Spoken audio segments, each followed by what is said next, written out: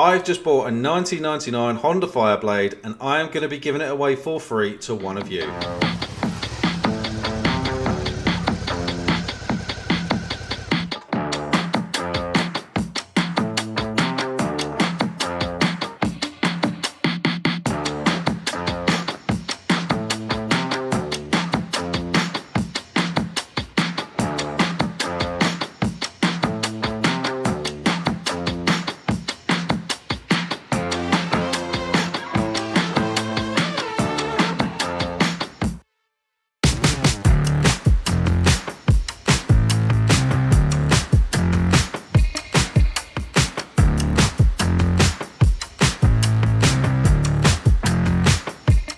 Hello and welcome to Get Ben Riding. You're probably asking yourself why on earth I would be giving away a motorbike, and I'm definitely asking myself the same question. And if you want to understand how and why that's going to happen, you've got to stay tuned, because I'm genuinely going to be giving this away to one of my subscribers very, very soon.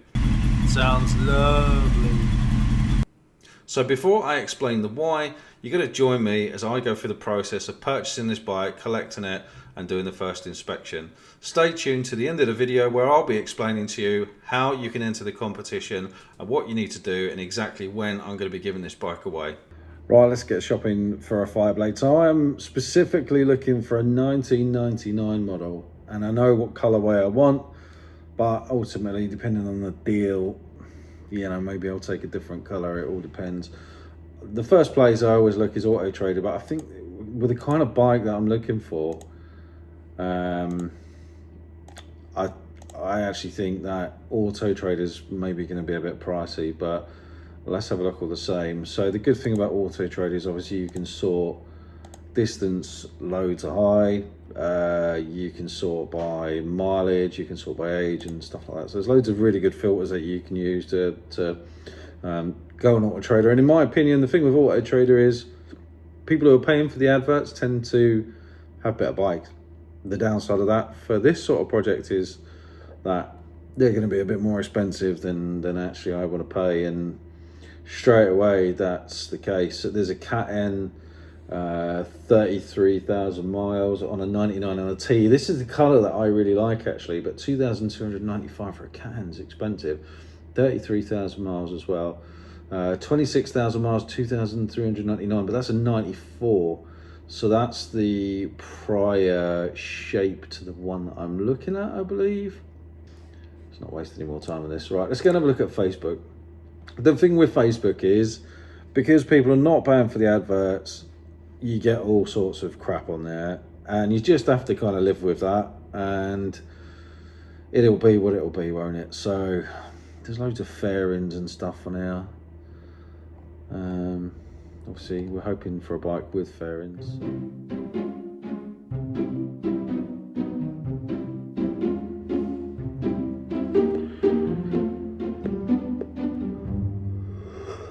My God.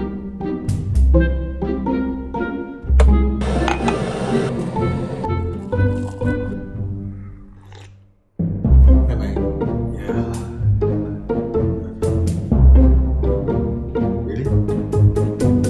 Cheers.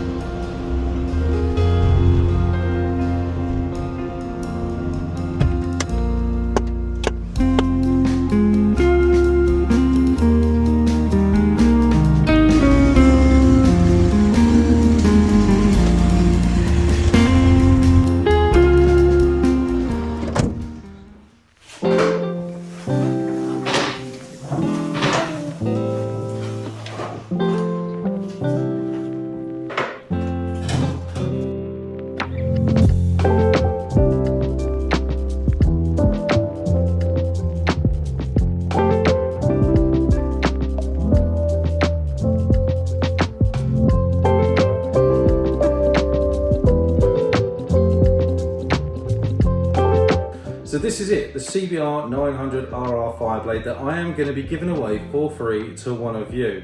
And if you want to win the bike, you've got to come on the journey with me. I am going to be inspecting this bike, making repairs, making some mild restorations, and getting this bike fit for the road. I'm going to put 12 months MOT on it.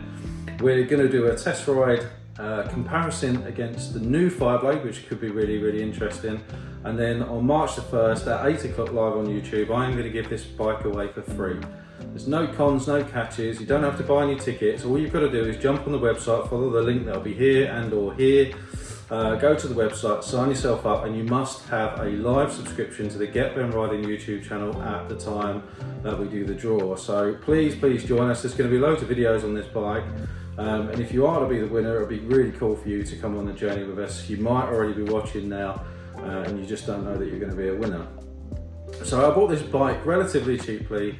I've already spotted some things that I want to do. I'm going to start now by just giving the bike a very quick once over and working out some of the things that I need to do, some of the parts I need to order. And I want you guys to be there on the journey with me. So without further ado, let's get stuck in, shall we? Right, so the bike is a 1999 bike, and it's not the first Fireblade, I know. That came in 1994 and had rounded headlights, but for me, this is the bike that kind of resonates the most. I remember sitting in a barber shop when I was in 99, I would have been 15, and the guy that owned the barber shop used to have one identical to this. So when I set out on the journey to buy one, it had to be this colour.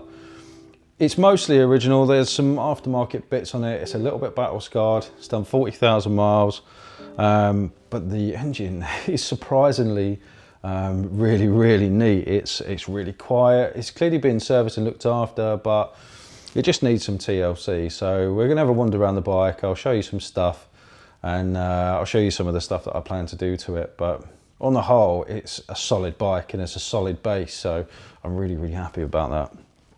So one of the first things I noticed was the brakes. Now, the brakes on this are off of the 929. So the calipers are different calipers, and I believe the master cylinder is different. Lots of people did this. The reason for it is for better braking power, plain and simple. I think these are the original 900 discs, I hope, but they are quite badly lipped. So I'm definitely going to look to replace those. This is the original 16-inch front wheel, which is really unusual for a modern day bike, but at the time Honda felt that it would help the bike to turn, and it definitely did that. Lots of people ended up replacing them with 17-inch wheels, which is unsurprising really, and it really does limit the amount of tyres that you can get for this bike. This is fitted with Bridgestone S21s, which I've ridden them before and actually a pretty decent tyre, so pretty happy about that. One of the things you notice straight away at the front of these bikes is these holes. Now, I've never read this, but I know in MotoGP and stuff like that, they drill holes in the front fairings to improve aerodynamics. So I'm going to say that's probably what Honda were doing then. Either that or someone's just got really happy with a drill. So the body works okay. Most of it's original. There's a couple of little battle scars here and there, as you'll see. Original bar ends. It's got Renthal grips.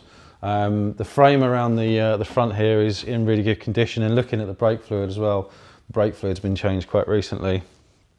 I've checked things like the oil and water levels. So the oil was a little bit low, if I'm honest, but there's no oil leaks, so that might just be where someone's self-serviced and not quite done it right. Coolant is okay. I've got no history of like valve clearance services and stuff like that, so I am going to do the valve clearances. I'm going to balance the carbs just for good measure. And then obviously carry out a full service, plugs, air filter and stuff like that. So just trying to get it run as nice as I possibly can. And in fairness, it's not running that bad. It's been fitted with a Micron exhaust, and it's been up jetted as well, I believe, though I've got no evidence of this. This is just what the previous owner is telling me. Let's get the original seat on it. There's some cosmetic damage to the back of this, which I may or may not repair. I'm going to try and keep the original panels on. And the wheels are minging, absolutely minging. They've been painted about 6 times, the last of which was probably by hand. So I'm either going to powder coat those or have them painted again myself. Just because the rest of the bike's not too bad, and the wheels I feel just let it down. Actually, one thing I didn't mention while I was at the back here is the rear brakes. The rear brake disc is absolutely knackered, so that has got to go. Yeah, new pads. So new pads, discs all around. While those are off, I'm probably going to check the bearings. If I bring you around this side, it's had recent chain and sprockets, I think. So that's quite good. That's one less thing to do. The shock absorber's got a remote reservoir on it and seems to work okay. You know, I did think the shock might be absolutely blown, but it's not too bad. I might put an aftermarket Nitron or an SES. It just depends how the budget goes. I really don't want to spend loads of money on this, considering one of you guys is going to win it, and I've got to leave something for you guys to do. Fuel tap is knackered. It's been snapped off. It's still in there, but you can't turn it, so I'm going to have to replace that. One other thing I'm going to check that these bikes are known for is the stator. So the stator is known or prone for failure. This bike did actually come with a spare stator. That's kind of telling. And also at the back, when you brake, the number plate light comes on. So that's really helpful. So we'll have to have a look at that. On this side, probably renew the engine casings or at least have them repainted or paint them. But other than that, and the brakes, it's pretty good. The forks, they've got a little bit of rust on the top. They're not upside down forks, but they're really not so bad. So I'm going to try and bring those back. Fork seals and dust seals look good. They're not leaking at all. So that's at least something. So yeah, let's fire her up and have a listen.